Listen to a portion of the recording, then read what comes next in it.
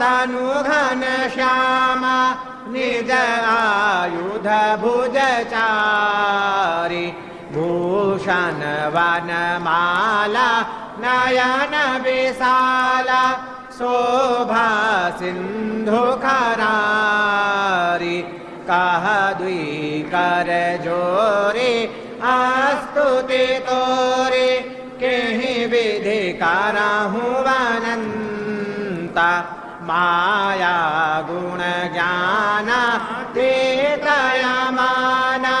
वेद पुराण भनंता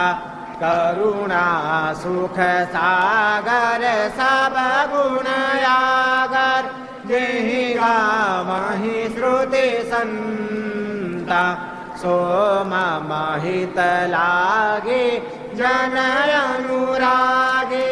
भयहु प्रगट श्रीकंता ब्रह्मांड निकाय निरमित माया रोम रोम प्रतिवेद कहे मम उर सोवासे यहाँ उपहासे सुनत धीर मति थिर न लहे उपजा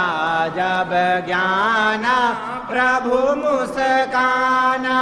चरित बहुत विधि की न चाहे कही कथा सुहाई मातु बुझाई यही प्रकार सुत प्रेम लहे माता पुनि बोली सोमति डोली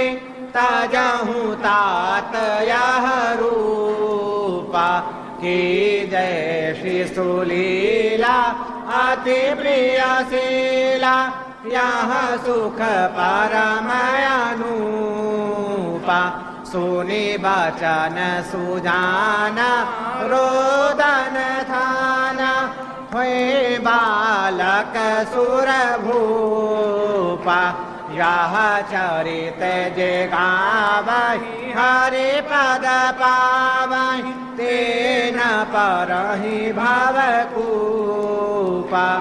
विप्रधेन सुरसंतहित लीनमनुज अवतार निज इच्छा निर्मित तनु माया गुण को पार वर रामचंद्र की जय श्री अयोध्या राम जी लला की जय श्री पवन सुत हनुमान की जय श्री उमापति महादेव की जय श्री रमापति रामचंद्र की जय श्री वृंदावन कृष्ण बलदाऊ जी की जय बोलो भाई सब संतन की जय जय जय श्री सीताराम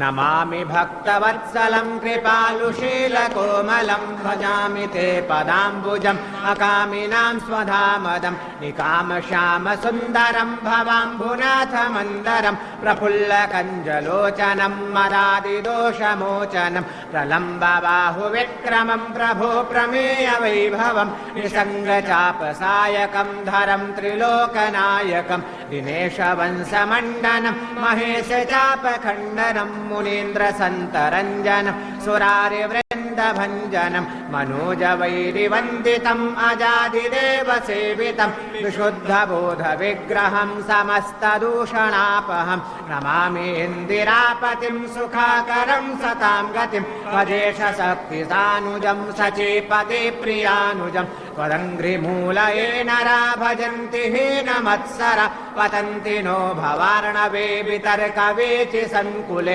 विविक्तवासिनः सरा भजन्ति मुक्तये मुदा निरस्य इन्द्रियादिकं प्रयान्ति ते गतिं स्वकं तमेकमद्भुतं प्रभुं निरीहमीश्वरं विभुं जगद्गुरुं च शाश्वतं तुरीयमेव केवलं भजामि भाववल्लभं कुयोगिनां सुदुर्लभं स्वभक्तकल्पपादपं समं सुसेव्यमन्वहम् अनूपरूप भूपतिं नतोऽहमुर्विजापतिं प्रसीद मे नमामि ते पदाब्ज भक्ति देहि मे पठन्ति ये स्तवम् इदं नराधरेण ते पदं व्रजन्ति नात्र संशयं त्वदीय भक्ति ॐ राधिराजाय प्रसह्यसाहिने नमो वयं वै श्रवणाय कुर्महे समे कामान् कामकामाय मह्यम् कामेश्वरो वै श्रवणो ददातु कुबेराय वै श्रवणाय महाराजाय नमः ॐ स्वस्ति साम्राज्यं भौज्यं स्वाराज्यं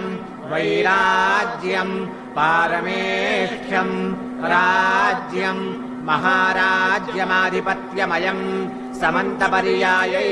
स्यात् सार्वभौमः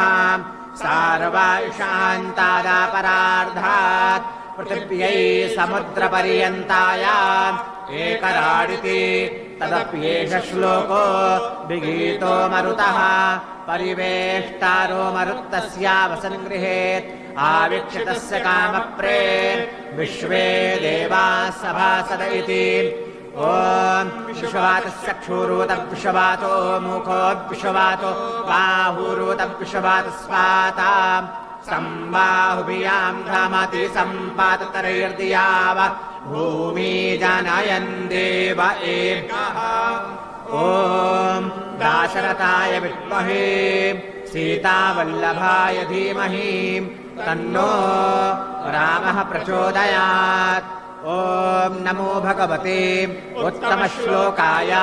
नम आर्यलक्षणशीलव्रताय नम उपशिक्षितात्मन उपासितलोकाय नमः साधुवादनिकषणाय नमो ब्रह्मण्यदेवाय महापुरुषाय महाराजाय नमः श्रीमद्भगवच्चरणचञ्चरीक मोक्षरूपासकाभिमानरूप गुणविभवैश्वर्यशीलाद्यनवधिक अतिशय असङ्ख्यकल्याणगुणगणम् अप्रमेयकृपारत्नाकरम् भगवन्तम् श्रीरामचन्द्रम् शरणमहम् प्रपद्ये ॐ